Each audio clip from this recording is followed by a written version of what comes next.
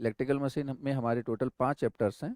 तो आज के सेशन में हम स्टार्ट करने वाले हैं ट्रांसफार्मर। ट्रांसफार्मर में बहुत सारे टॉपिक्स हैं, ठीक है। जैसा कि हम जानते हैं इलेक्ट्रिकल मशीन को अपन 2 पार्ट में क्लासिफाई कर सकते हैं। क्या?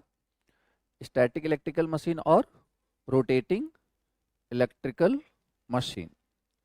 तो स्टैटिक इलेक्ट्रिकल मशीन का सिंपल सा मतलब है कि कोई भी उसमें रोटेटिंग पार्ट नहीं है, ठीक है। और रोटेटिंग इलेक्ट्रिकल मशीन, इसमें बेसिकली आपका rotating part. And what is the another basic difference कि ये जो स्टैटिक इलेक्ट्रिकल मशीन है ये बेसिकली एनर्जी ट्रांसफर करता है। क्या करता है? एनर्जी ट्रांसफर करता है। और बात करें अगर रोटेटिंग इलेक्ट्रिकल मशीन की तो ये क्या करता है?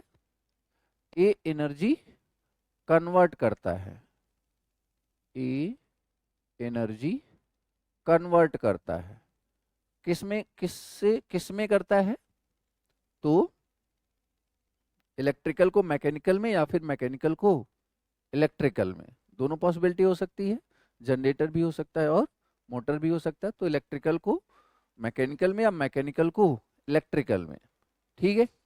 ओके, चाहे एनर्जी ट्रांसफर हो चाहे एनर्जी कन्वर्जन हो, दोनों ही सिचुएशन में आपको क्या चाहिए? एक मीडियम। और वो मीडियम का काम यहाँ पे कौन करने वाला है? Magnetic material. वो मीडियम का काम यहाँ पे कौन करने वाला है? Magnetic material. क्या मेरी बात सबको समझ में आ रही है? चलिए, इसके बाद अगर हम बात करें कि what is the basic definition of transformer, what is the basic definition of transformer, तो ट्रांसफार्मर कैसा डिवाइस है? स्टैटिक डिवाइस या फिर रोटेटिंग डिवाइस? Static device. ये क्या ट्रांसफर करता है? पावर ट्रांसफर करता है। चाहे पावर बोल लो चाहे एनर्जी बोल लो, कोई इशू नहीं है। समझ में आया? तो transformer is a static device which is used to transfer power, या फिर ट्रांसफर पावर मतलब electric power, energy, kind of electric energy. एक सर्किट से ट्रांसफार्मर एक ऐसा स्टैटिक डिवाइस है जो कि यूज किया जाता है इलेक्ट्रिक पावर को या फिर इलेक्ट्रिक एनर्जी को एक सर्किट से दूसरे सर्किट में ट्रांसफर करने के लिए एट अ पर्टिकुलर या फिर at a constant frequency. At a constant frequency मतलब जो एनर्जी वो ट्रांसफर करता है क्या उसमें कोई चेंज कर देता है? नहीं, फ्रीक्वेंसी में चेंज नहीं करता। हाँ, वोल्टेज को बढ़ा या घटा देगा, करंट को बढ़ा या घटा देगा, that is okay, but frequency में कोई चेंज नहीं करता है। सर इसका वर्किंग प्रिंसिपल क्या है? Working principal is electromagnetic induction, that is the working principle of transformer. तो इस डिफिनीशन में मतलब काफी चीजें यहाँ पे देखो इंक्लूड करी गई हैं। क्या? कि transformer is a static device which is used to transfer power या फिर इलेक्ट्रिकल एनर्जी एक सर्किट से दूसरे सर्किट तक without changing of its frequency through the process of electromagnetic induction. मतलब आप ये समझो यहाँ पे basically one circuit to another circuit, ये भी एक क्वेश्चन फ्रेम हो सकता है, one circuit to another circuit. तो बेसिकली यहाँ पे अगर आप ध्यान से देखो तो देयर आर टोटल 5 क्वेश्चंस जो बेसिकली फ्रेम हो सकते हैं, जो एक छोटे से डेफिनेशन में बेसिकली इंक्लूड करने की कोशिश करी गई है। इसके बाद यहां पे देखो जरा, अगर बात करें ट्रांसफार्मर की, तो ट्रांसफार्मर में हमें पता है ट्रांसफार्मर काम तभी करेगा जब उसके अंदर ईएमएफ इंड्यूस होएगा, क्योंकि एक सर्किट से दूसरे सर्किट में इलेक्ट्रिकल कंडक्शन नहीं हो रहा, सिर्फ मैग्नेटिक इंडक्शन हो रहा है, इंडक्शन प्रोसेस हो रहा है। तो ईएमएफ का जनरेट होना बहुत जरूरी है। अब ईएमएफ जनरेशन के लिए हमें क्या क्या चाहिए होता है? कंडक्टर चाहिए होता है, मैग्नेटिक फील्ड चाहिए होता है और दोनों के बीच में रिलेटिव मोशन चाहिए होता है। तो अगर हम बात करें कंडक्टर की, तो ये मैग्नेटिक फील्ड कौन प्रोड्यूस कर रहा है? वही कंडक्टर। यहां पे देखो ये जो कंडक्टर है ये क्या है? ये कंडक्टर है जिसको मैग्नेटिक फील्ड कट करेगा, और वो मैग्नेटिक फील्ड प्रोड्यूस किसके द्वारा किया जा रहा है? इसी कंडक्टर के द्वारा। ध्यान से समझो इस बात को। ये जो कंडक्टर की बात हो रही है, ये जो कंडक्टर है ना, ये जो कंडक्टर है, इसमें आप करंट दे रहे हो। Current carrying conductor produces magnetic field, और ये जो मैग्नेटिक फील्ड है इसको भी कट कर रहा होगा और इसको भी कट कर रहा होगा। जब इसको कट करेगा तो यहाँ पे भी ईएमएफ इंड्यूस होगा, और इसको कट करेगा तो यहाँ पे भी ईएमएफ इंड्यूस होगा। समझ में आया क्या? तो यहाँ पे मैग्नेटिक फील्ड का कंडक्टर और मेन सप्लाई का कंडक्टर अलग अलग नहीं है, एक ही है। हाँ, अलग तब होगा जब इसका फ्लक्स सेकेंडरी को क्या करेगा, कट करेगा, तो लाइक तब म्यूचुअल फ्लक्स हो गया ना फिर वो। ठीक है क्या? चलिए, कि अगर हम ट्रांसफार्मर को डीसी सप्लाई देंगे तो क्या होगा, कंडक्टर तो रहेगा, मैग्नेटिक फील्ड भी आएगा, but with respect to time variation गायब हो जाएगा। d∅dt फ्लक्स का जो चेंज है वो गायब हो जाएगा। तो जब इसकी रिलेटिव मोशन बेसिकली क्या हो जाएगा, कहीं ना कहीं जीरो, मतलब वेरिएशन हो ही नहीं रहा। हालांकि रिलेटिव मोशन गायब है तो फ्लक्स कटिंग नहीं होगी, ए भी प्रेजेंट था, ए भी प्रेजेंट था, बट वो रिलेटिव मोशन नहीं है, जो किसकी वजह से आ रहा था, टाइम वेरिएशन की वजह से, क्योंकि टाइम के साथ डीसी करंट चेंज नहीं होगा, वेरिएशन है नहीं। तो फिर होगा क्या, फिर यहाँ पे जैसे ए होता है सप्लाई, ए होता है आई, और यहाँ पे जब ये फ्लक्स जाता है तो इसी का फ्लक्स इसी कंडक्टर में क्या प्रोड्यूस करता है, ईएमएफ। तो जो करंट होता है क्या होता है, V minus E divide by R. मान लो यहाँ का अगर कुछ रेजिस्टेंस है आर, बट अगर अगर ये फ्लक्स कटिंग नहीं करेगा तो ईएमएफ की वैल्यू सप्लाई, डीसी सप्लाई की वजह से क्या हो जाएगी, जीरो, और यहाँ पे क्या हो जाएगा, V अपॉन आर, मतलब बहुत लार्ज अमाउंट ऑफ करंट आ जाएगा, और बहुत लार्ज अमाउंट ऑफ करंट इस प्राइमरी वाइंडिंग को डैमेज कर देगा, मतलब एक तरीके से जल भी सकता है। इसलिए डीसी सप्लाई पे हमारी प्राइमरी वाइंडिंग जल जाएगी, क्योंकि ईएमएफ यहाँ पे जनरेट नहीं हो रहा है। पूरा का पूरा सप्लाई, मतलब एक तरीके से इंडक्टर, ये जो कंडक्टर है कैसा बिहेव कर रहा है, एज अ शॉर्ट सर्किट। ठीक है, तो आग लग सकती है, इसलिए, और डीसी पे मतलब मिला जुला के काम नहीं करने वाला है। ठीक है, ये बात हमने समझी थी। चलिए, एसी सप्लाई के साथ क्या सिनेरियो है, तो आपने कंडक्टर दिया, उसके बाद उसमें करंट फ्लो करा दिया, तो मैग्नेटिक फील्ड आ गया। अब ये जो मैग्नेटिक फील्ड, ये जो करंट आपने पास कराया था, डीसी नहीं एसी है, तो basically with respect to time में क्या करेगा, चेंज होगा। इसका मतलब रिलेटिव मोशन कहीं ना कहीं अपीयर हो जाएगा, और जैसे ही रिलेटिव मोशन अपीयर होगा, बेसिकली क्या होगा, ईएमएफ इंड्यूस होगा, और उस ईएमएफ की वैल्यू कितनी हो जाएगी, 4.44 F इंटू एन इंटू 5। ठीक है, ये तो जस्ट याद करवाना है, इसलिए मैं जितनी बार मौका मिल रहा है लिखते जा रहा हूं। खैर, अब ट्रांसफार्मर के वर्किंग प्रिंसिपल पे आ जाते हैं। What is the working principle of transformer? ठीक है, working principle of transformer, what is the working principle? तो electromagnetic induction, electromagnetic induction. Okay, what is electromagnetic induction? Electromagnetic induction, देखो समझना जरा,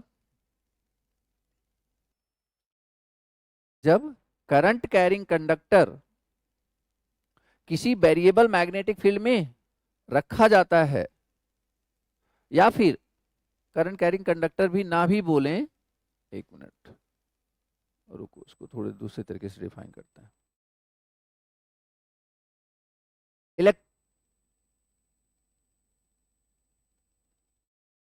देखो, यहां पे आप ऐसे समझो कि एक कंडक्टर है, क्या है, जब कोई कंडक्टर किसी वेरिएबल मैग्नेटिक फील्ड में रखा जाता है तो उस पे एक ईएमएफ इंड्यूस होता है। जब कोई कंडक्टर किसी वेरिएबल मैग्नेटिक फील्ड में रखा जाता है तो उस पे एक ईएमएफ इंड्यूस होता है। तो ये जो ईएमएफ इंड्यूस होने की घटना है, इस प्रोसेस को बेसिकली हम क्या बोलते हैं, इलेक्ट्रोमैग्नेटिक इंडक्शन। ठीक है क्या? तो डिफिनीशन है, phenomena where there is a production of EMF in an electrical conductor due to changing in magnetic field. जैसे फॉर एग्जांपल एक कॉइल है, इसके आसपास मैग्नेट आप आगे पीछे ले जाओगे तो फिर क्या होगा, इफ कंडक्टर इस फ्लक्स को कट करेगा और ए बेसिकली अमीटर में क्या होगा, डिफ्लेक्शन देखने को मिलेगा। ठीक है, अब देखो ये जो इंडक्शन प्रोसेस है ना, दो टाइप का इंडक्शन होता है। इंडक्शन दो टाइप का होता है, कौन कौन, एक होता है सेल्फ इंडक्शन और एक होता है म्यूचुअल इंडक्शन। ठीक है क्या, सेल्फ इंडक्शन और म्यूचुअल इंडक्शन। अब देखो जो सेल्फ इंडक्शन है इसमें क्या है,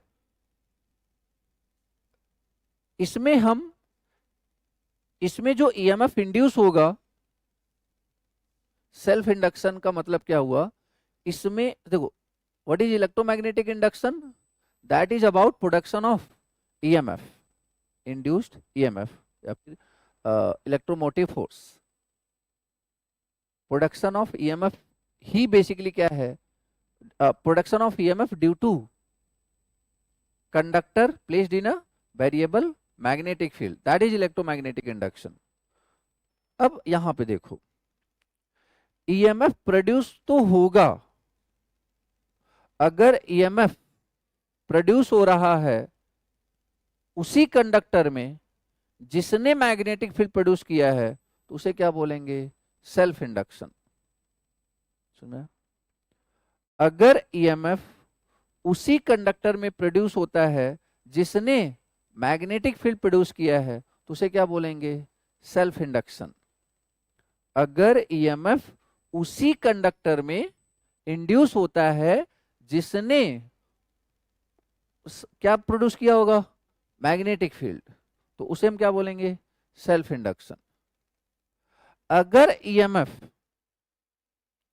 किसी दूसरे कंडक्टर की वजह से इंड्यूस होता है, अगर यहां पे जो ईएमएफ इंड्यूस होगा वो किसकी वजह से हुआ, इसकी वजह से थोड़ी ना हुआ, इसमें करंट फ्लो हो रहा था, इसके फ्लक्स ने इसको कट किया तब इसमें ईएमएफ इंड्यूस हुआ।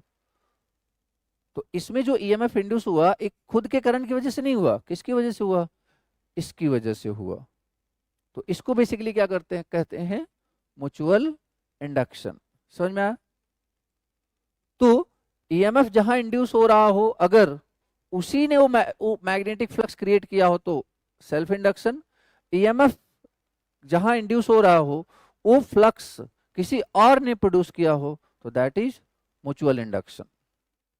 क्लियर है। तो दैट इज द, तो यहाँ पे self induction and mutual inductance. Self induction को फिर दिखाने के लिए अपन क्या लिखते हैं, एल, और म्यूचुअल इंडक्शन को फिर अपन क्या ध्यान देते हैं, एम एंड के ऑल्सो। म्यूचुअल इंडक्टेंस एंड के is what, coefficient of coupling. Depend करता है ना, अब कोफिशिएंट ऑफ कपलिंग 0 है तो यहाँ पे कोई ईएमएफ इंड्यूस नहीं होगा, इंडक्शन प्रोसेस नहीं होगा। क्यों, क्योंकि कोफिशिएंट ऑफ कपलिंग 0 होने का मतलब यहाँ का फ्लक्स इधर जाके लिंक ही नहीं कर रहा होगा। यस या नो, समझ में आ गया self induction mutual induction.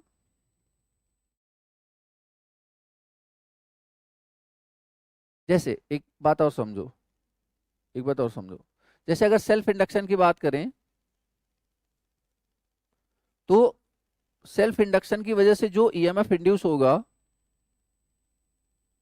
EMF कितना होगा, इसी नंबर ऑफ टर्न्स की वजह से होगा, तो N1, और इसी के द्वारा प्रोड्यूस किए गए फ्लक्स की वजह से होगा d∅dt। या फिर समझो जरा, या फिर और क्या बोल सकते हैं, रुको, जो इसमें ईएमएफ जनरेट हो रहा होगा, ईएमएफ क्या होगा, N d∅dt, क्योंकि N1 N2 दो तो है नहीं, एक ही है।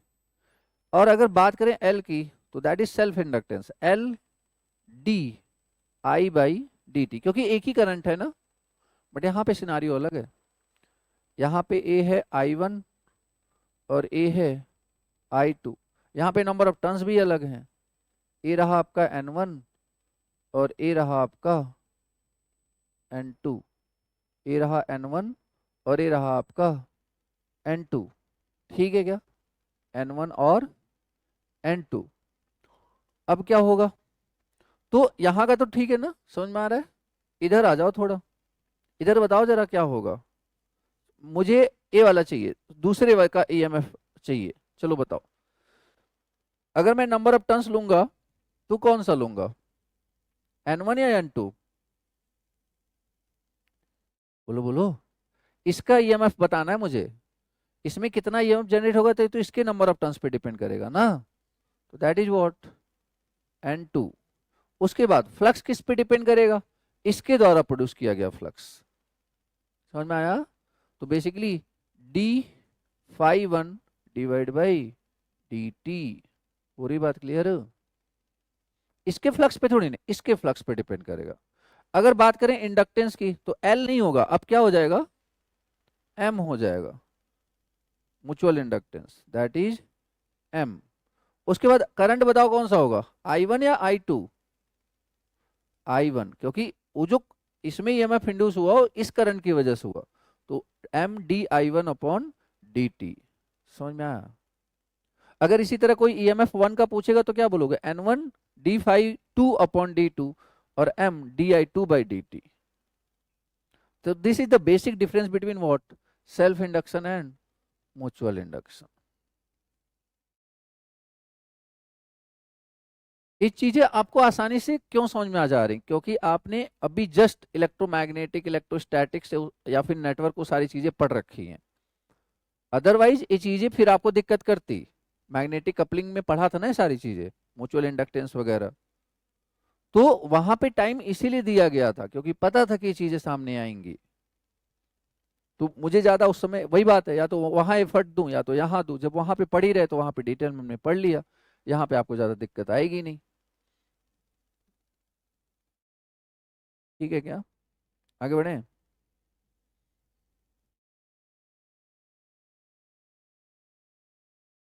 चलिए, तो what is the working principal, working principle is what, is law of electromagnetic induction.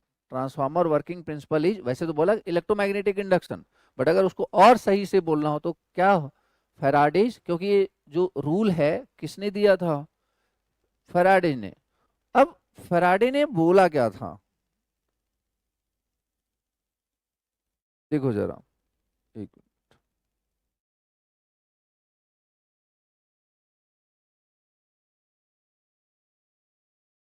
तो देखो जरा, देखो फैराडेज के दो लॉ हैं। Transformer works on the principle of the, क्या है, Faraday's law of electromagnetic induction. ठीक है, अब इन्होंने दो लॉ दिए। फैराडे ने पहले क्या बोला कि देखो यार, अगर कोई कंडक्टर और कोई मैग्नेटिक फील्ड एक दूसरे के पास में रखे गए हैं और दोनों के बीच में एक रिलेटिव मोशन है, तो बेसिकली क्या होगा, ईएमएफ जनरेट होगा। समझ में आया? या फिर ऐसे समझो, उन्होंने बोला कि अगर कोई कंडक्टर है किसी वेरिएबल मैग्नेटिक फील्ड में रखा गया है तो क्या होगा, एक ईएमएफ इंड्यूस होगा, due to flux cutting EMF induce होगा। ठीक है क्या? पहले लॉ में, फैराडे ने पहले लॉ में क्या बोला था कि due to variable magnetic field, एक minute sorry,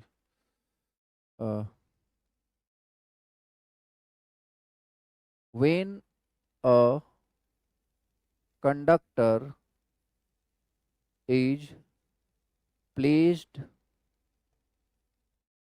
when a conductor is placed in variable magnetic field and EMF is induced, ये बोला इन्होंने। ये क्या था, फैराडेज फर्स्ट लॉ। तो लोगों ने बोला कि ठीक है, आप बोल रहे हो कि कंडक्टर को अगर हम वेरिएबल मैग्नेटिक फील्ड में रखेंगे तो एक ईएमएफ इंड्यूस होगा। मैंने उन्होंने कहा हाँ, क्या ये भी बता दो फिर कितना होगा। तो ये उन्होंने अपने सेकेंड लॉ में दे दिया, कितना होगा। उन्होंने कहा देखो, जो ईएमएफ इंड्यूस होगा ना वो बेसिकली बराबर होगा N D five by D T के। बस इतना कह करके वो निकल गए। फिर आगे और भी क्वेश्चंस उठे कि जो ईएमएफ इंड्यूस होगा उसकी डायरेक्शन क्या होगी। जो ईएमएफ इंड्यूस होगा उसकी डायरेक्शन क्या होगी। तो इसके लिए फिर पिक्चर में आए कौन, लेंज। उन्होंने कहा कि देखो यार, जो ईएमएफ इंड्यूस होगा उसकी डायरेक्शन हमेशा ऐसी होगी कि जिसकी वजह से फ्लक्स, जिसकी वजह से ईएमएफ इंड्यूस हो रहा है उसका क्या करेगा, अपोज कर रहा है। ठीक है क्या।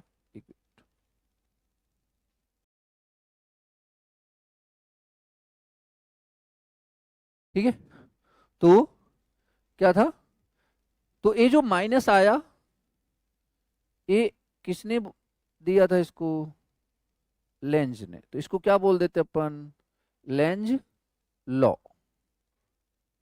ठीक है, इसको अपन बोल देते हैं Lenz law.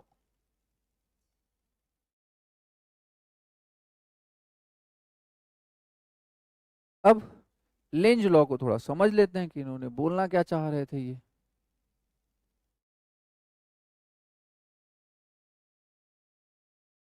Faraday law of electromagnetic induction समझ में आ गया। फैराडे ने ट्रांसफार्मर किस पे काम कर रहा है, फैराडेज लॉ। या तो आप सिंपली बोलो इलेक्ट्रोमैग्नेटिक इंडक्शन। देखो दो तीन चीजें आती हैं इसलिए मैं सारे बता रहा हूँ। एक तो आता है कि इलेक्ट्रोमैग्नेटिक इंडक्शन पे काम कर रहा है, या फिर Faraday's law of electromagnetic induction पे काम कर रहा है। एक और आता है किस पे काम कर रहा है, म्यूचुअल इंडक्टेंस पे काम कर, म्यूचुअल इंडक्शन पे काम कर रहा है। उसमें भी तो दो है ना, एक सेल्फ इंडक्शन है और एक म्यूचुअल इंडक्शन है। तो इंडक्शन उसमें भी किस पे काम कर रहा होता है, वो म्यूचुअल इंडक्शन पे काम कर रहा होता है। जैसे यहाँ पे लिखा ना, तो ट्रांसफार्मर किस पे काम कर रहा होगा, बेसिकली म्यूचुअल इंडक्शन पे काम कर रहा होगा। ठीक है, चलिए इधर आ जाइए। तो बात क्या हुई कि ये तो दो, पहले मुन्नू ने बताया कि करेगा, दूसरों मुन्नू ने बताया कि कितना करेगा, दैट्स इट। उसके बाद फिर थोड़ी देर बाद, मतलब बाद में पूछा गया कि अच्छा डायरेक्शन क्या होगी, जो ईएमएफ इंड्यूस हो रहा है उसकी कुछ ना कुछ तो डायरेक्शन होएगी। तो लेंज लॉ ने बोला कि देखो डायरेक्शन ऐसी होगी, अब वो तो डिपेंड करेगा ना सिचुएशन पे, बाकी डायरेक्शन ऐसी होगी कि हमेशा ये अपने सोर्स का क्या करेगा, अपोज करेगा। तो लोगों ने कहा चलो और थोड़ा अच्छे से समझा दो। तो उन्होंने एक एक्सपेरिमेंट करके दिखाया, उन्होंने एक एक्सपेरिमेंट करके दिखाया। उन्होंने क्या, देखो इंड्यूस ईएमएफ या फिर इंड्यूस करंट। अब जब ईएमएफ इंड्यूस हुआ है तो क्या फ्लो होगा, करंट फ्लो होगा। तो उस ईएमएफ, इंड्यूस ईएमएफ या उसकी वजह से जो करंट प्रोड्यूस हुआ उसकी डायरेक्शन कुछ ऐसी होगी कि ये उसका अपोज करेगा जिससे ये प्रोड्यूस हो रहा है। और किससे प्रोड्यूस हुआ था, due to change in flux की वजह से। तो ये फ्लक्स के चेंज का क्या करेगा, अपोज करेगा। जो ईएमएफ इंड्यूस हुआ है उसकी वजह से जो करंट प्रोड्यूस हुआ है वो इस डायरेक्शन में फ्लो होगा कि ए उस चेंज का, ए उस फ्लक्स का क्या कर सके, अपोज कर सके। देखो एन इंड्यूस करंट या ईएमएफ, एन इंड्यूस ईएमएफ या फिर current always flow in a direction such that it oppose the change which produced it. यही किसने बोला था, लेंज ने। ठीक है क्या। मशीन को आप इस तरीके से ट्रीट करना कि लाइक ये आपको ना दोबारा पढ़ना ना पड़े। ठीक है, मतलब ऐसे कि यहीं पे बाइंड अप करते हुए चलना। आगे बढ़े, हो गया। चलिए अब थोड़ा समझ लेते हैं, जैसे ध्यान से समझो। हमने एक मैग्नेट लिया, हमने एक मैग्नेट लिया, ये मैग्नेट का नॉर्थ पोल था और ये साउथ पोल था। ठीक, हमने इसको इसके अंदर ले गए, बाहर निकाला। ध्यान से सुनना, ऐसे ऐसे कर रहे हैं। तो एक कंडक्टर था, this is what, variable magnetic field. तो when conductor is placed in a variable magnetic field and EMF is induced, तो ईएमएफ कहाँ इंड्यूस होगा? इस कंडक्टर में। और अगर पाथ कंप्लीट है तो क्या फ्लो होगा? करंट। अब जो करंट फ्लो होगा उसकी डायरेक्शन कुछ ऐसी होगी कि वो इस चेंज का क्या करेगा? अपोज। अभी चेंज है क्या? चेंज का अपोज करने का मतलब क्या है वो समझो। यहां पे नॉर्थ पोल है, current carrying conductor also produces magnetic field, और अगर मैग्नेटिक फील्ड है तो उसमें नॉर्थ पोल होगा, उसमें साउथ पोल होगा, चाहे वो इलेक्ट्रोमैग्नेट हो चाहे वो परमानेंट मैग्नेट हो। अगर मैग्नेटिक फील्ड है तो नॉर्थ पोल साउथ पोल पक्का होएगा। तो बताओ, अगर इसको इसको इसका अपोज करना है तो इस जो करंट इंड्यूस हुआ उसकी वजह से यहाँ पे कौन सा पोल जनरेट होना चाहिए? नॉर्थ। तभी तो अपोज करेगा। नहीं समझ में? ये तो नॉर्थ ऑलरेडी है। ये जो करंट ईएमएफ इंड्यूस हुआ, इसमें जो करंट प्रोड्यूस हुआ उसकी डायरेक्शन कुछ ऐसी होनी चाहिए, यहाँ पे कौन सा पोल जनरेट हो जाए? नॉर्थ। तभी तो ये लेंज लॉ को फॉलो कर पाएगा ना यार। तभी तो अपोज अगर साउथ पोल क्रिएट हो गया फिर तो ये ट्रैक कर लेगा ना। समझ में आया? तो यही बात आई समझ में? कुछ बात लेंज लॉ की ये समझ में नहीं आता, इसलिए मैं थोड़ा सा डिटेल में समझा रहा हूँ मैं। क्लियर हुआ कि नहीं? सिंपल देखो, अब यहाँ पे अगर अब जैसे यहाँ पे क्रिएट कर रहे थे, तो अब जैसे जब ये ले जा रहा था, हम ले जा रहे थे तो क्या करें? अच्छा मान लो दूर ले जा रहे हैं, क्या कर रहे हैं? दूर ले जा रहे हैं, तो यहाँ पे पोल का अपोज नहीं करना है, ध्यान से सुनना। यहाँ पे उस चेंज का अपोज करना है। किसका? चेंज का। तो यहाँ पे चेंज क्या था? आना चाहता था तो अपोज करेंगे। अब ये जाना चाहता है तो भी अपोज करेंगे। पोल का अपोज नहीं कर रहा है ये नॉर्थ पोल यहाँ पे इसलिए बना क्योंकि जो जब आ रहा था तो अगर हमें अपोज करना है तो नॉर्थ पोल करना पड़ेगा। समझ में आ रहा है कि नहीं? और अगर अगर ये बाहर जा रहा था तो उस समय अगर इसको अभी बाहर, अभी नहीं कि अगर यहाँ पे नॉर्थ पोल जनरेट हुआ तो ये तो फिर और दुगनी स्पीड से भेज देगा ना, फिर अपोज थोड़ी करेगा वो। क्या करना है? अपोज करना है। तो अपोज करने के लिए यहाँ पे क्या जनरेट करना पड़ेगा? South pole. तभी तो क्या कर पाएगा ये? अट्रैक्ट कर पाएगा। हुई बात क्लियर? तो यहाँ पे ये मत समझो कि पोल का अपोज कर रहा है, बेसिकली क्या कर रहा है? चेंज का अपोज कर रहा है। कि अगर वो बढ़ना चाह रहा है तो बढ़ना चाह रहा है तो बेसिकली उसे घटाएगा, अगर वो घटना चाह रहा है तो उसे वो क्या करेगा? बढ़ाएगा। समझ में आ रहा है? जैसे होता है ना कि लाइक ऐसे समझो कि एक ऐसा दोस्त है जो कि ये भी नहीं देख सकता कि तुम बहुत डिक्लाइनेशन में चले जा रहे हो, मतलब आपकी ऐसे समझो कि इनकम हो रही है और इनकम एकदम से कम होती जा रही है, तो वो बताएगा, बोलेगा कि नहीं यार ये गलत हो रहा है, ऐसा नहीं होना चाहिए एंड ऑल, ये सारी चीजें बात समझ में आ रही थी। बट वो सिर्फ, अब आपको कैसा लग रहा होगा? बड़ा अच्छा दोस्त है, क्या कर रहा है? मतलब उस चीज से बचा रहा है। नहीं, ये दोस्त ऐसा दोस्त है जब आपकी इनकम बहुत ज्यादा बढ़ने लगेगी ना तब भी इसको बुरा लगेगा। नहीं नहीं, बहुत ज्यादा भी जरूरी नहीं है। समझ में आ रहा है कुछ? ऐसा नहीं कि सिर्फ पॉजिटिव में जा रहा है, मतलब जब ये अंदर आना चाह रहा था तो इसने नॉर्थ पोल जनरेट करके उसे बाहर भेजा, जब ये बाहर जाना चाह रहा है तो इसने साउथ पोल जनरेट करके अंदर खींच रहा है। तो that is the Lenz law. समझ में आया? बेसिकली जो चेंज यही है कि लेंज लॉ बेसिकली क्या बता रहा है कि चेंज का अपोज करना है। और वो चेंज चेंज तो दोनों टाइप का हो सकता है ना। चेंज मतलब वो अंदर आ भी सकता है, अंदर जा भी सकता है। क्लियर हुआ क्या? ठीक है, खैर this is the Lenz law, this is the Lenz law. खैर, तो ट्रांसफॉर्मर वर्किंग प्रिंसिपल एक नाम और आपको देखने को मिल सकता है, क्या है वो? बोलो बोलो। Mutual induction. तो mutual inductance is the phenomena where the change in the magnetic flux, वही बेसिकली इसके बारे में बात हो चुकी है, चाहे तो आप लिख लो कि म्यूचुअल इंडक्शन क्या है? वो फिनोमिना है जिसमें ईएमएफ इसमें इंड्यूस होगा, और ईएमएफ इंड्यूस होने की वजह कौन बनेगा? प्राइमरी का करंट।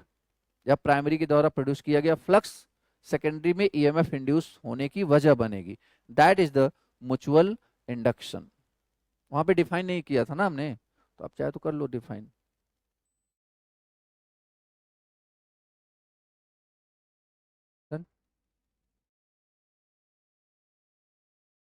चलिए इसका आंसर बताइए।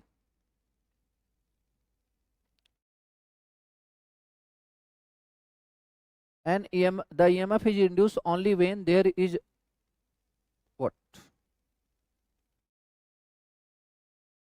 आराम से पढ़ो फिर बताओ।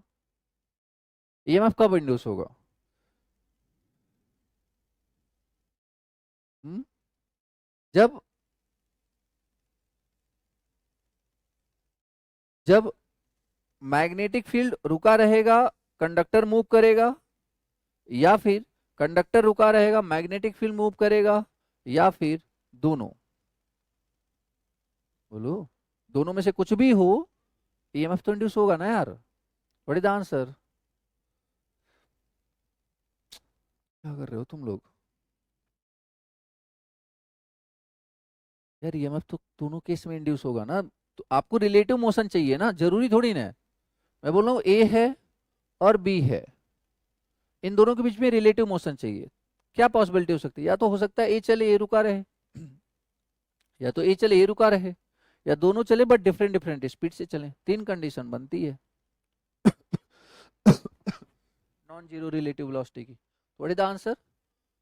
Either magnetic flux linkage with the coil changes, जो मैग्नेटिक फील्ड है जो कॉइल से लिंक कर रहा है, वो क्या हो, मैग्नेटिक फील्ड क्या हो, चेंज हो रहा हो, मतलब kind of variable magnetic field placed in a placed stationary conductor placed in a variable magnetic field, यही बोलना चाह रहा है वो।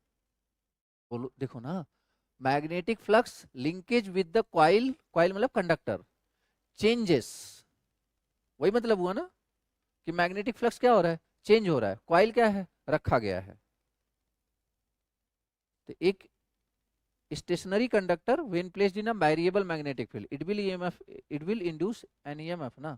दूसरा statement, moving conductor link with the magnetic flux, magnetic flux रुका हुआ है और कंडक्टर क्या कर रहा है, मूव कर रहा है, रिलेटिव मोशन तो तब भी हुआ ना, तो ईएमएफ तो इंड्यूस होगा। समझ में आया?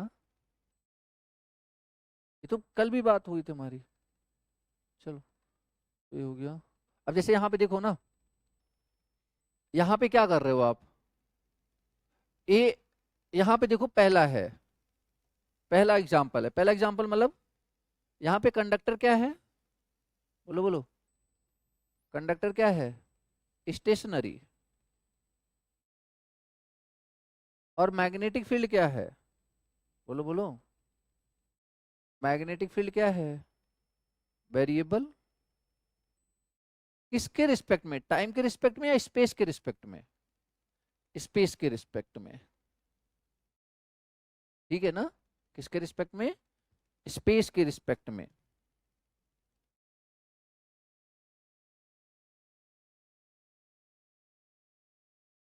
डन। इधर आ जाओ,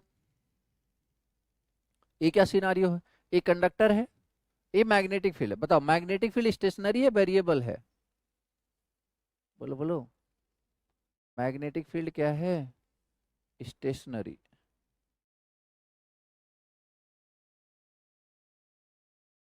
और कंडक्टर क्या है, मूविंग या वेरिएबल, कंडक्टर क्या है, मूविंग। ये दूसरा वाला केस हो गया। तो वो तो दोनों केस में रहा है ना ईएमएफ। एक इसका वर्किंग प्रिंसिपल है, ट्रांसफार्मर का है, एक इसका वर्किंग प्रिंसिपल है, जनरेटर का है, डीसी जनरेटर का। कंडक्टर को हमेशा हम घुमाएंगे ना, समझ में आएगी नहीं? तो इसको नॉर्मली अपन बोलते हैं स्टैटिकली इंड्यूस्ड ईएमएफ। इसको क्या बोलते हैं, स्टैटिकली इंड्यूस्ड ईएमएफ। और इसको क्या बोलते हैं, डायनेमिकली इंड्यूस्ड ईएमएफ। लिख लोगे आप, statically induced EMF and dynamically induced EMF. ठीक है, तो स्टैटिकली इंड्यूस्ड ईएमएफ मतलब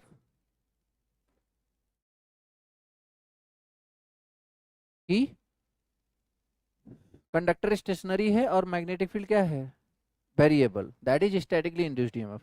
और कंडक्टर मूविंग है और मैग्नेटिक फील्ड स्टेशनरी, तो इसे क्या बोलेंगे, डायनेमिकली इंड्यूस्ड ईएमएफ। क्लियर है, बस इतनी सी बात आपको याद रखनी है। तो जो जनरेटर है, एग्जाम्पल भी लिख लेना इसका,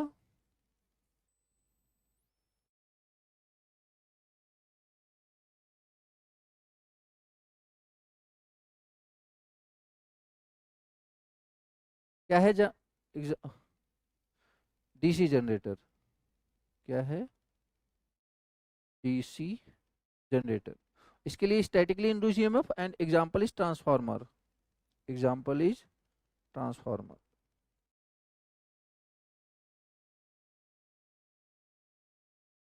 ठीक है, डन। चलिए आगे बढ़ते हैं, इसका आंसर बताइए। According to Lenz law, which of the following are the parameters of cause and effect respectively? Cause क्या था, किसकी वजह से ईएमएफ इंड्यूस हो रहा था, बोलो बोलो, ईएमएफ इंड्यूस क्यों हुआ, due to change in flux. And what is the effect, induce EMF, what is the answer, B. सारे क्वेश्चंस करवा चुका हूं मैं मैग्नेटोस्टैटिक्स में, मैंने पढ़ाया था। क्लियर हुआ कि नहीं। चलिए, तो that is kind of working principle, ठीक है, दैट इज वर्किंग प्रिंसिपल।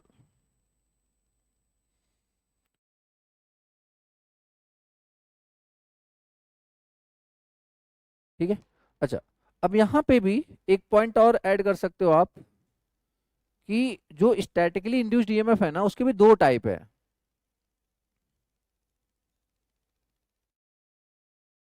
देखो, types of statically induced EMF, या फिर अब स्टैटिकली इंड्यूस्ड ईएमएफ के दो टाइप हैं, कौन कौन, एक होता है सेल्फ इंड्यूस्ड ईएमएफ, कौन सा, सेल्फ इंड्यूस्ड ईएमएफ, और एक होता है म्यूचुअल इंड्यूस्ड ईएमएफ। क्योंकि अगर आप ध्यान से देखो तो जो ट्रांसफार्मर है, अगर आप ट्रांसफार्मर को ध्यान से देखो तो देखो, ट्रांसफार्मर के प्राइमरी पे भी ईएमएफ इंड्यूस होता है और सेकेंडरी पे भी होता है, बोलो हाँ है ना। तो जो प्राइमरी पे इंड्यूस हो रहा है उसको अपन क्या बोलते हैं, सेल्फ इंड्यूस्ड ईएमएफ। वो क्या हो जाता है, N1 d∅dt। ठीक है, अगर मैं इसको N1 d∅ कर देता हूँ, क्या कर देता हूँ, d∅ इंटू di/dt। किसी को कोई समस्या, जल्दी बोलो। मैंने क्या किया, di से ऊपर नीचे मल्टीप्लाई कर दिया, n इंटू d∅/di, क्या है ये, बोलो बोलो, n इंटू d∅/di क्या है ये, गलत कर दिया था क्या कहीं मैंने, एक minute, L L L L L,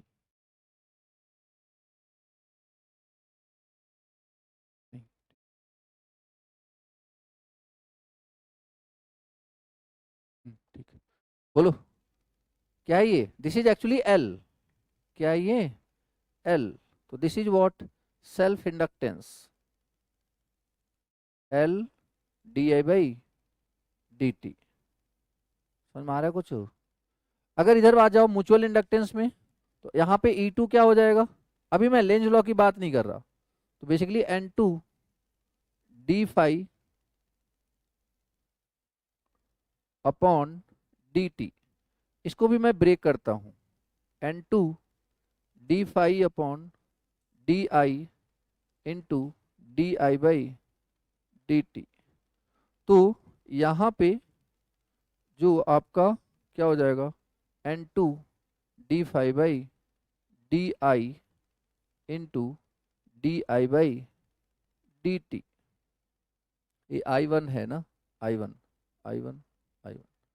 तो बेसिकली यहाँ पे E2 क्या हो जाएगा, ए क्या है, M mutual inductance, M D I one upon D T, this is the mutual inductance, this is the mutual inductance. और यहीं पे अगर हम लेंज लॉ को इंपॉर्टेंस दे दें तो यहाँ पे अपन को माइनस मिल जाएगा। तो जो प्राइमरी में इंड्यूस होता है वो सेल्फ इंड्यूस्ड ईएमएफ होता है, जो सेकेंडरी में इंड्यूस होता है वो म्यूचुअल इंड्यूस्ड ईएमएफ होता है। समझ में आ रहा है? आगे बढ़े। तो प्राइमरी का सेल्फ इंड्यूस्ड ईएमएफ और सेकेंडरी का म्यूचुअल इंड्यूस्ड, ये दोनों किसके टाइप है, स्टैटिकली इंड्यूस्ड ईएमएफ, जिसमें कंडक्टर क्या होता है। अच्छा, ये जो स्टैटिकली और डायनेमिकली है ना, ये याद रखना, ये रिप्रेजेंट कर रहा है कंडक्टर को। अगर कंडक्टर रुका हुआ तो उसे बोलेंगे स्टैटिकली इंड्यूस्ड ईएमएफ, अगर कंडक्टर घूम रहा है तो उसे हम बोलेंगे डायनेमिकली इंड्यूस्ड ईएमएफ। ठीक है, सिंपल, इससे आप कंफ्यूज मत होना कि आपने मैग्नेटिक फील्ड पता नहीं कौन सा वेरिएबल था, कौन सा स्टेशनरी था, नाम कंडक्टर के हिसाब से रखा गया, सिंपल। ठीक है, तो स्टैटिकली इंड्यूस्ड ईएमएफ अब दो थे, प्राइमरी में भी स्टेशनरी कंडक्टर था और सेकेंडरी में भी था। तो जो प्राइमरी में हुआ उसको क्या बोला हमने, सेल्फ इंड्यूस्ड ईएमएफ, और जो सेकेंडरी में हुआ उसे हमने क्या बोला, म्यूचुअल इंड्यूस्ड ईएमएफ। तो सेल्फ इंड्यूस्ड ईएमएफ को दिखाने के लिए हम कौन सा इंडक्टेंस लाए, सेल्फ इंडक्टेंस, और म्यूचुअल को दिखाने के लिए म्यूचुअल इंडक्टेंस। ठीक है, चलिए अब लिखिए features of transformer, transformer features. ठीक है, स्टार्ट करें।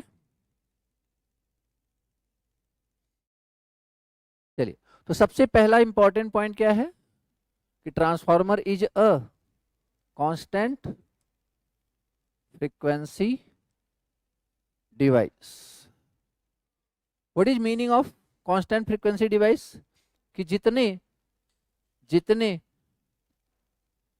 नंबर ऑफ साइकिल्स एक सेकंड में प्राइमरी सप्लाई कंप्लीट कर रहा होगा, उतने ही नंबर ऑफ साइकिल एक सेकंड में सेकेंडरी करंट, सेकेंडरी वाइंडिंग का सप्लाई कंप्लीट करेगा। अब यहां पे देखो, यहां पे अगर मैं मैग्नीट्यूड की बात करूं, मान लो ये 5 है, ये 10 है, ये -5 है, ये -10 है, हो सकता है वोल्टेज बढ़ जाए, हो सकता है वोल्टेज कितना हो जाए, 5 से कितना हो गया ये 10, वोल्टेज देखो ना, पहले मैग्नीट्यूड कितना था 5, मतलब ये कौन सा ट्रांसफार्मर था एक्चुअली, स्टेप अप ट्रांसफार्मर, जिसने वोल्टेज को क्या कर दिया, बढ़ा दिया। बावजूद इसके ये उतना ही साइकिल कंप्लीट करेगा, या फिर जितना टाइम पीरियड इसका है उतना ही टाइम पीरियड इसका होएगा। ठीक है क्या, तो हम चाहे कांस्टेंट फ्रीक्वेंसी डिवाइस लिखें या फिर ये भी लिख सकते हैं कि सेम टाइम पीरियड, क्या लिख सकते हैं, सेम टाइम पीरियड।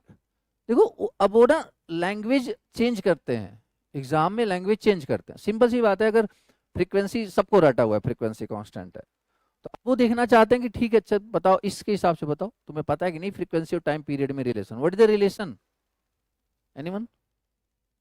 तो time period is what, 1/f।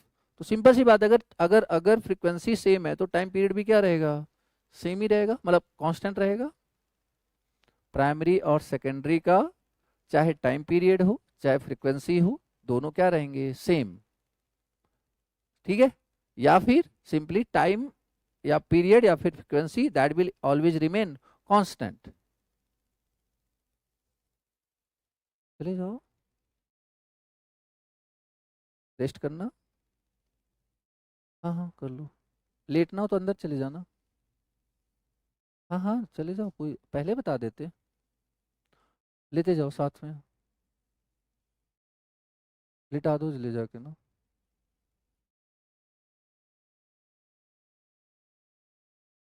Okay, तो transformer is a constant frequency device. दूसरा, transformer is a what, constant power device. ठीक है, आप सिंपली लाइन लिखते चलो जल्दी जल्दी, that is a what, constant power device. अब कांस्टेंट पावर डिवाइस का मतलब क्या होता है वो समझो। पावर का बेसिक फॉर्मूला आप क्या जानते हो, आप बोलो, what is power, V into I. ये जो आप फॉर्मूला जानते हो, this is for DC, this is for DC. AC के लिए बताओ, तो एस इक्वल टू क्या होता है, भी इंटू आई का कंजुगेट। ठीक है, अरे बात समझ में, क्योंकि जब इस पावर की बात करते हो ना, तो इस पावर का मतलब ये होता है किलोवाट की बात कर रहे हो आप, बट जब इस पावर की बात करते हो आप, इसका मतलब ये आप बात कर रहे हो केवीए में। तो इसका मतलब ये होता है कि इसमें सिर्फ और सिर्फ कौन सा पावर है, एक्टिव पावर। बट इसका मतलब ये है कि इसमें एक्टिव एंड रिएक्टिव दोनों हैं, एक्टिव एंड रिएक्टिव दोनों हैं। मतलब यहाँ पे तो P है, यहाँ पे यस का मतलब होता है कि P प्लस जे क्यू है। तो ट्रांसफार्मर में कौन सा पावर होता है, active power, reactive power? Transformer में दोनों पावर होता है। एक्चुअली देखो, ट्रांसफार्मर में ट्रांसफार्मर पावर जनरेट नहीं कर रहा है, ट्रांसफार्मर सिर्फ पावर को ट्रांसफर कर रहा है। किसका पावर, अल्टरनेटर का। किसका पावर, अल्टरनेटर का। और जो अल्टरनेटर है वो तो एक्टिव रिएक्टिव दोनों देगा ना, जो अल्टरनेटर है वो तो एक्टिव रिएक्टिव दोनों देगा। कितना देगा किस पे डिपेंड करेगा, वो हमारे ऊपर डिपेंड करेगा, हम जिसकी डिमांड करेंगे उतना वो देगा। अगर हम ज्यादा डिमांड रिएक्टिव की कर रहे हैं तो रिएक्टिव पावर देगा, ज्यादा डिमांड एक्टिव पावर की कर रहे हैं तो एक्टिव पावर देगा। ठीक है क्या, चलिए। तो मतलब आप ये समझो कि यहाँ पे जब भी पावर की बात होगी, पावर भी टू आई नहीं याद रखोगे आप, मतलब P इक्वल टू भी आई नहीं, S इक्वल टू भी इंटू आई याद रखोगे। मैं जस्ट ये बोलना चाह रहा हूँ, यही वजह है कि जो रेटिंग होती है हमेशा किस में होती है ट्रांसफार्मर की, केबीए में होती है। कभी वाट में सुना है क्या, केबीए में होएगी या फिर एमबीए में होएगी या फिर VA में भी होएगी। बहुत छोटा ट्रांसफार्मर है तो किस में होएगा, VA में, वोल्ट एम्पियर। डन, चलिए। तो क्या बोला जा रहा है, transformer is a constant power device. तो पावर, प्राइमरी का पावर क्या होएगा, voltage of primary into I of, अच्छा मैग्नीट्यूड की बात कर रहे हैं ना, तो मैग्नीट्यूड के केस में ना जरूरी नहीं है कि आप क्या लगाओ, कंजुगेट। ठीक है, मैग्नीट्यूड जैसे मैं बोलूं कि A प्लस जे बी, ये कोई कॉम्प्लेक्स नंबर है, तो इसका मॉड बताओ, मैग्नीट्यूड बताओ, तो आप क्या बोलोगे, under root A square plus B square. But अगर ये मैं पूछूं कि ए इसका कंजुगेट है, जेड कंजुगेट क्या होगा, जल्दी बोलो, what is Z conjugate, A minus J B, बस प्लस जे की जगह क्या लग जाएगा, माइनस जे बी। तो अब बताइए मॉड ऑफ जेड कंजुगेट कितना होगा, बोलो। A square plus B square same होता है। कंजुगेट की बात करें या फिर सिंपल की बात करें, मैग्नीट्यूड हमेशा क्या होता है, सेम होता है। तो डज, अगर हम मैग्नीट्यूड की बात करेंगे तो I conjugate is same as I, समझ में आया। तो ये सब नेटवर्क एनालिसिस में पढ़ा हुआ है ना सारा, याद रखो, क्लियर है। तो प्राइमरी का पावर क्या है, VP इंटू IP, और जितना प्राइमरी पे पावर दोगे आप उतना ही कहाँ पे जाएगा, सेकेंडरी पे। सेकेंडरी का पावर बोलो आप, बोलो, VS into IS। This is the what, equation. ये हमें क्या बता रहा है, इसी को अपन अपन क्या रखते हैं, V1 I1 is equal to V2 I2, ऐसे रटते हैं ना अपन। तो क्यों रट पाते हैं ऐसा, ऐसा हम क्यों लिख पा रहे हैं, because transformer is a constant power device. ठीक है क्या, हालांकि आइडियली थोड़ा, प्रैक्टिकली थोड़ा बहुत लॉस तो होता ही है, बट उससे अपन अगर इग्नोर कर दें तो ठीक है क्या।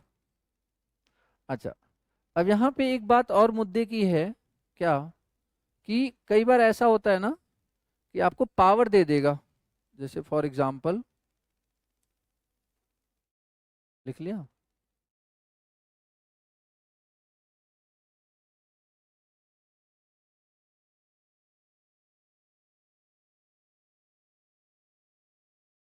अरे,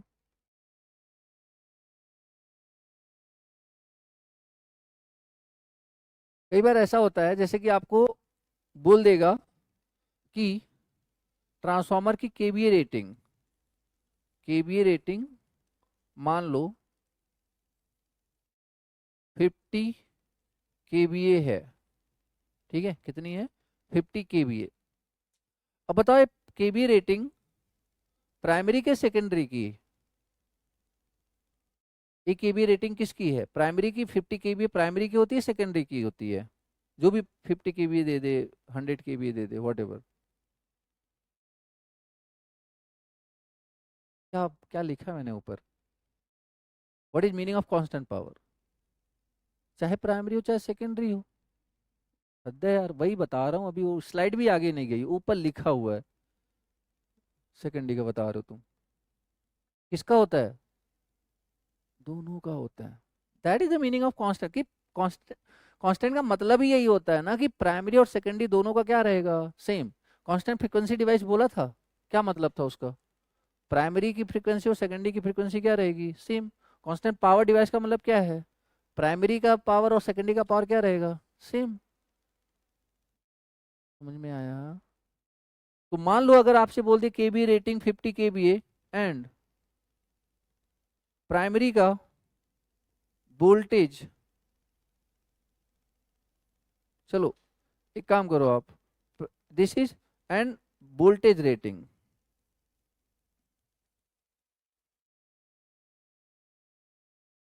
वोल्टेज रेटिंग इज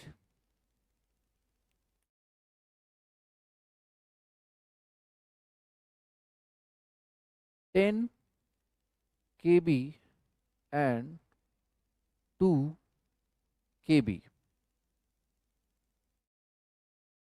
समझ में आ रहा है, या फिर ऐसे लिख देंगे कि 10 केबी और 2000 वोल्ट, एक ही बात है। आप मुझे बताओ what is the primary and secondary current, चलो सब लोग बताओ what is primary and secondary current, जल्दी।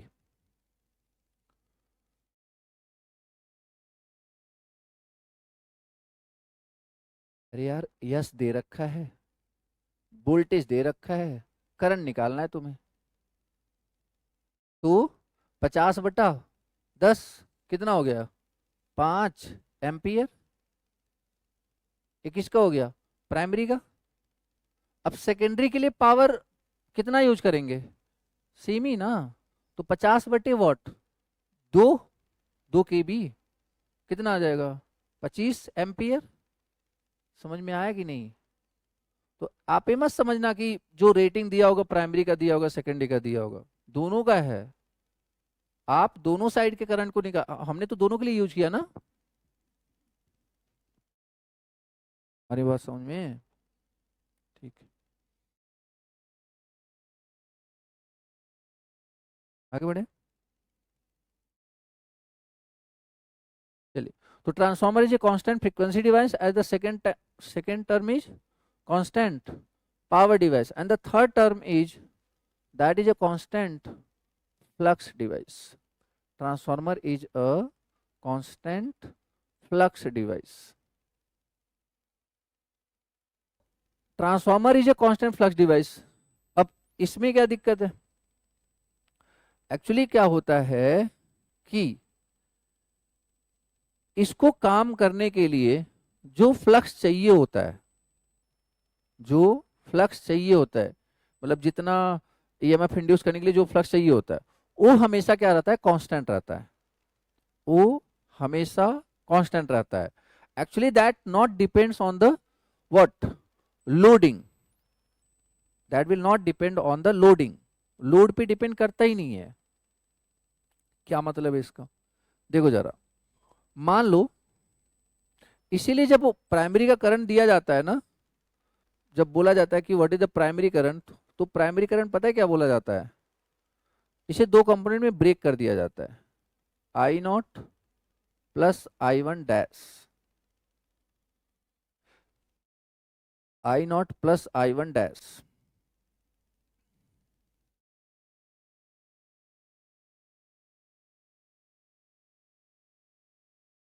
ये जो I0 है इसको बोलते हैं नो लोड कंपोनेंट,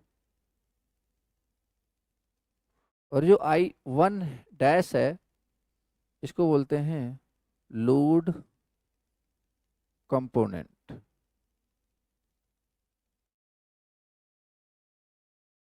और I1 क्या है? What is I1? Current drawn, मतलब primary current, primary side current draw from supply, primary current drawn from supply. ठीक है। Throughout the operation, throughout the operation जो नो लोड करंट है ना वो हमेशा कांस्टेंट होता है। What is no load current here? I nought, I nought is the no load current. Throughout the operation ये हमेशा क्या होता है? कांस्टेंट।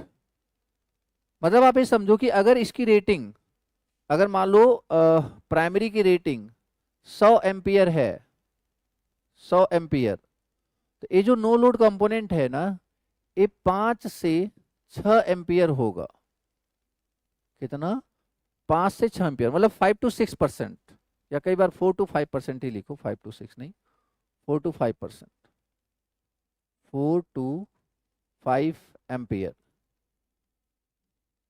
10 एम्पियर, 100 एम्पियर अगर टोटल करंट है तो उसमें से 4 से 5 एम्पियर किस में जाएगा? नो लोड में। तो आप चाहे लोड दो चाहे ना दो, इतना करंट ये इस ट्रांसफार्मर ने ड्रॉ करना ही करना है।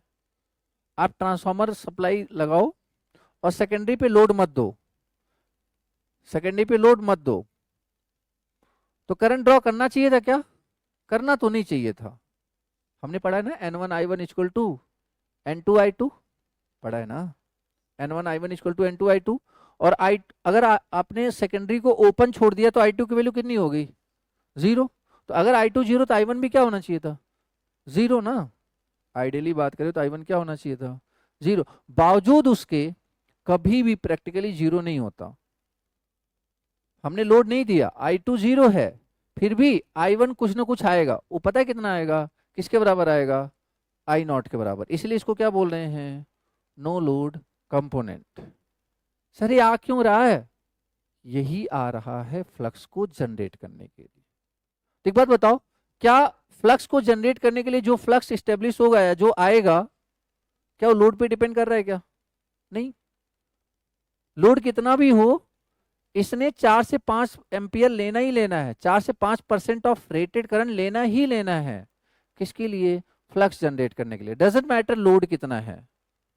सर लोड बढ़ाने से तो बढ़ जाएगा, नहीं। लोड बढ़ाओगे ना आप, मान लो यहां पे आपने लोड बढ़ाया, तो इससे पता क्या होगा? I1 डैश बढ़ेगा, क्योंकि इसको हमने क्या बोला है? Load component. और I1 डैश बढ़ेगा तो I1 तो बढ़ेगा ना, बट I0 हमेशा क्या रहेगा? कांस्टेंट। द कंक्लूजन इज कि ये I0 ही है वो कंपोनेंट जो कि क्या प्रोड्यूस करेगा ट्रांसफार्मर में? फ्लक्स। वही फ्लक्स जो सेकेंडरी उसे क्या करेगा? कट करेगा, और उधर क्या होगा? EMF इंड्यूस होगा। समझ में आ रहा है? तो इसलिए क्या बोला जा रहा है? Transformer is a what? Constant flux device. अभी बहुत डिटेल में बात करेंगे इस नो लोड कंपोनेंट पे ना। अभी तो मैंने मतलब ऐसे की समझाया कि आपको समझ में भी आ जाए और बहुत सारी चीजें बतानी ना पड़े, उस तरीके से मैंने बताया है। फीचर्स में और क्या है? Transformer is a constant MMF device. What is MMF? Magneto motive force, MMF। Transformer is a constant MMF device. अब MMF क्या होता है बताओगे जरा? MMF का फॉर्मूला बोलो। हाँ हाँ बोलो। N × I। तो कांस्टेंट MMF मतलब प्राइमरी का और सेकेंडरी का दोनों का MMF क्या रहेगा? सेम। तो बताइए जरा क्या लिखूं मैं फिर इसे? प्राइमरी का एमएमएफ बोलो, बोलो यार। N1 I1। सेकेंडरी का एमएमएफ बोलो, N2 I2। एक्चुअली बचपन से हमने रटा होता है N1 I1 equal to N2 I2, but है क्या हमें पता ही नहीं होता। तो that is what constant MMF. Clear हुई बात? Constant MMF. This is the ideal, this is the ideal case. Practical कुछ और ही है। बताओ प्रैक्टिकली ये फॉलो कर रहा था क्या? जब I2 को आपने जीरो किया, जब I2 को जीरो किया तो I1 जीरो हुआ क्या? I2 को जीरो किया तो I1 जीरो हुआ था? नहीं ना। इसका मतलब this is not practical, this is ideal. Practical क्या होता है फिर? N1 I1 dash is equal to N2 I2। I1 dash क्या है बोलो? Load component, practical transformer. तो N1 I1 dash equal to N2 I2, कि जैसे जैसे I2 बढ़ेगा ना वैसे वैसे I0 नहीं बढ़ेगा। क्या बढ़ेगा? I1 डैश बढ़ेगा, I1 डैश बढ़ेगा। अब यहाँ पे देखो एक ट्रांसफॉर्मर, एक यहाँ पे ये भी दिखाया गया है, जैसे कि ये देखो, ये क्या है? 3 वाइंडिंग ट्रांसफॉर्मर बोलते हैं इसको, टर्सरी वाइंडिंग बोलते हैं। इधर ध्यान दो। प्राइमरी का एमएमएफ बोलो, प्राइमरी का एमएमएफ बोलो N1 इंटू I1। सेकेंडरी में देखो 2 वाइंडिंग लगे हुए हैं। क्या लगे हुए हैं? 2 वाइंडिंग। तो इसका ये दोनों बेसिकली सेम पोलैरिटी पे हैं, तो क्या हो जाएगा पता है? N2 I2 plus N3 I3। Primary का जो एमएमएफ था that will be same as secondary MMF. वो बात अलग है कि 2 वाइंडिंग लगा रखी है इन्होंने। इसका डायग्राम बनाओ फिर लिखो।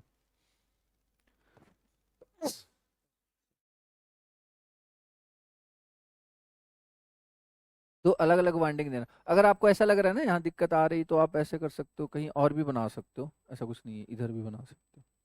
खैर बाद में आगे तो डिटेल में पढ़ाई दूंगा मैं।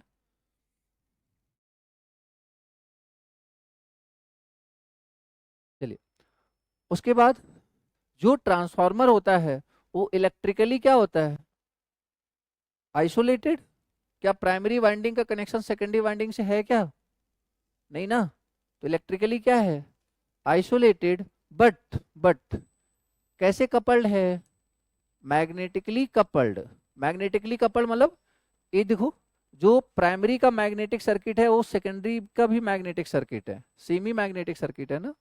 तो that is what electrically isolated but magnetically coupled, और इसीलिए इसको कपल्ड सर्किट भी बोलते हैं।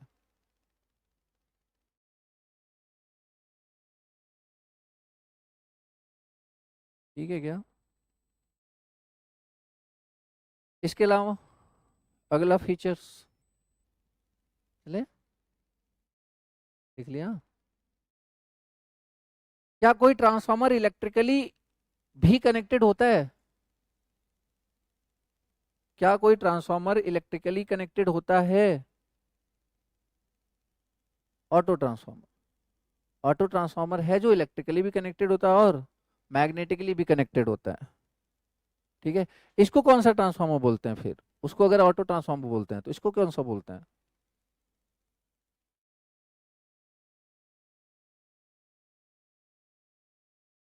मान लो बताना हुआ कि हाँ ठीक है, कंपैरिजन करना हो तो किसके किसके, एक कॉलम में लिख दिया ऑटो ट्रांसफार्मर, दूसरे में क्या लिखोगे? इसको बोलते हैं 2 winding transformer.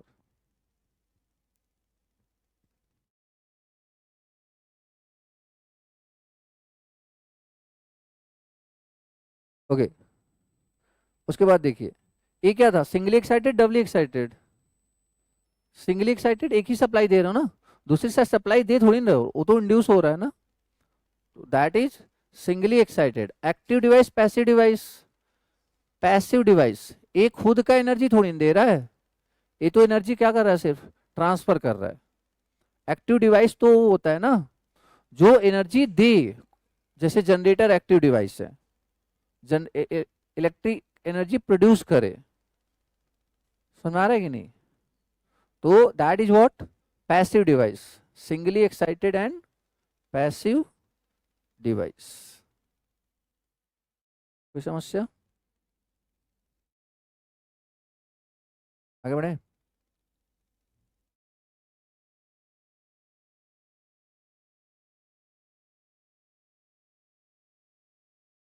Transformer is a example of two port network. Sir ये टू पोर्ट नेटवर्क क्या है? जब दो वोल्टेज, जैसे यहां पे क्या होएगा, दो वोल्टेज होगा V1 I1, इधर भी क्या होएगा V2 I2। तो ए क्या है बेसिकली, ए एक पोर्ट, ए दूसरा पोर्ट, बेसिकली इसे क्या बोलते हैं, टू पोर्ट। सर कोई और एग्जांपल है टू पोर्ट का? Transmission line. ट्रांसमिशन लाइन भी तो क्या है, टू पोर्ट ही तो है। अगर आप ध्यान दो, मान लो ये पाई नेटवर्क है, तो ये यहाँ भी तो होगा V1 I1, यहाँ भी क्या होगा V2 I2। तो चाहे ट्रांसमिशन लाइन हो चाहे ट्रांसफार्मर हो, दोनों में सिमिलरिटी दिख रही कि नहीं दिख रही? जैसे ट्रांसमिशन लाइन में क्या होता है, sending end voltage, sending end current, receiving end voltage, receiving end current. इसी तरह ट्रांसफार्मर में क्या होता है, primary voltage, primary current, secondary voltage, secondary current. तो हुआ कि नहीं दोनों टू पोर्ट नेटवर्क? समझ में आया? तो that is what, transformer is a what kind of two port network.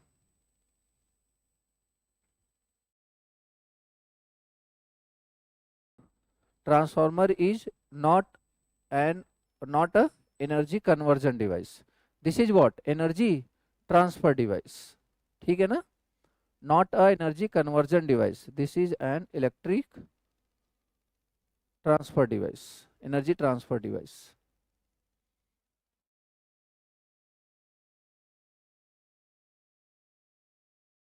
ले रहे हैं यहाँ तक? चलिए, ये तो हो गया फीचर्स। ये तो वर्किंग प्रिंसिपल पे बात कर ली हमने, फीचर्स पे बात कर ली। अब एप्लीकेशन देख लेते हैं। पढ़ क्यों रहे हैं, इतना कुछ मेहनत करेंगे क्यों करेंगे, वो भी तो पता होना चाहिए। तो सबसे पहला एप्लीकेशन बताओ, what is the application, to change the voltage level and current level. तो वोल्टेज लेवल को चेंज करना मतलब स्टेप अप ट्रांसफार्मर और स्टेप डाउन ट्रांसफार्मर, यस या नो? तो to change the level of voltage and current, this is the first application. ठीक है, जैसे अपन ट्रांसमिशन के लिए, ट्रांसमिशन के लिए क्या करते हैं, ट्रांसमिशन के लिए, पावर ट्रांसमिशन के लिए हम स्टेप अप करते हैं। स्टेप अप से फायदा क्या होता है, वोल्टेज बढ़ जाता है। जब वोल्टेज बढ़ जाता है तो करंट क्या हो जाता है, घट जाता है। तो लॉस भी क्या हो जाता है, कम हो जाता है। This is the advantage. और डिस्ट्रीब्यूशन के लिए अब हमने वोल्टेज बढ़ा तो दिया, अब घरों में उतना हाई वोल्टेज थोड़ी नहीं यूज कर पाएंगे, तो फिर क्या करते हैं, फिर बात करते हैं डिस्ट्रीब्यूशन की। तो डिस्ट्रीब्यूशन में हम क्या करते हैं, स्टेप डाउन करते हैं, स्टेप डाउन करते हैं। तो स्टेप डाउन में वोल्टेज को क्या करते हैं, कम कर देते हैं।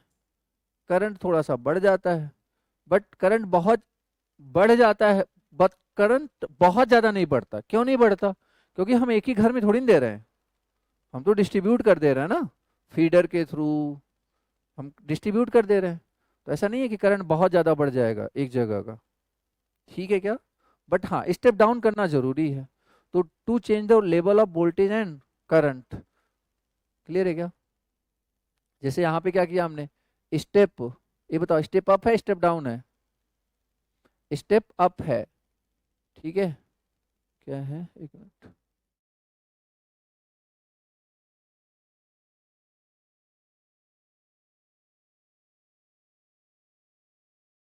स्टेप अप है। तो स्टेप अप का मतलब क्या होता है, बोलो बोलो, स्टेप अप का मतलब क्या होता है? Secondary voltage is greater than primary voltage. और स्टेप डाउन का बेसिक, खैर आगे डिटेल में बात करेंगे। बताओ स्टेप डाउन का मतलब क्या है? V2 is less than V1, ठीक है ना। तो स्टेप अप में करंट किसका ज्यादा होता? अब पावर तो कांस्टेंट था ना, जिसका वोल्टेज बढ़ाओगे उसका करंट क्या हो जाएगा? कम हो जाएगा। I1 इज, सॉरी उल्टा कर, एक मिनट, क्या हो जाएगा? I1 I2 is less than I1, और यहाँ पे क्या हो जाएगा? I2 is greater than I1, ठीक है।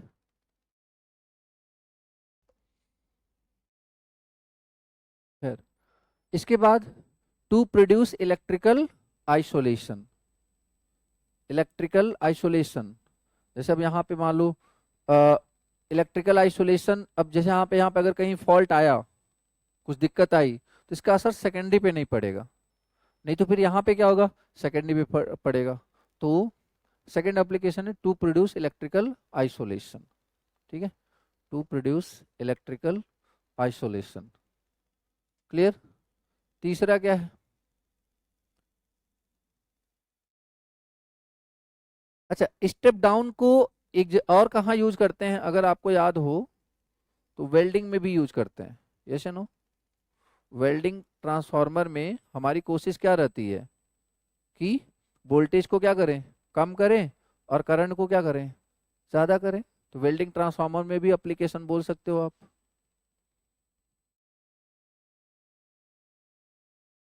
तीसरा क्या है? For impedance matching. किसके लिए? For impedance matching. Impedance matching तब समझ में आएगा जब आप पढ़ोगे concept of referring. Impedance matching, बस आप इतना लिख छोड़ो, इम्पीडेंस मैचिंग, और जब पढ़ेंगे ना कॉन्सेप्ट ऑफ रेफरिंग तो आपको अच्छे से क्लियर हो जाएगा। क्लियर है क्या?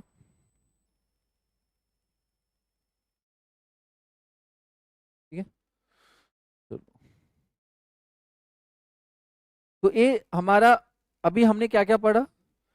बेसिक इंट्रोडक्शन पढ़ा, वर्किंग प्रिंसिपल पढ़ा, फीचर्स पढ़े, और एप्लीकेशंस पढ़े, ठीक है। जो अभी अपन अपनी नेक्स्ट क्लास होएगी, इसमें अपन कंस्ट्रक्शन पे ध्यान देंगे।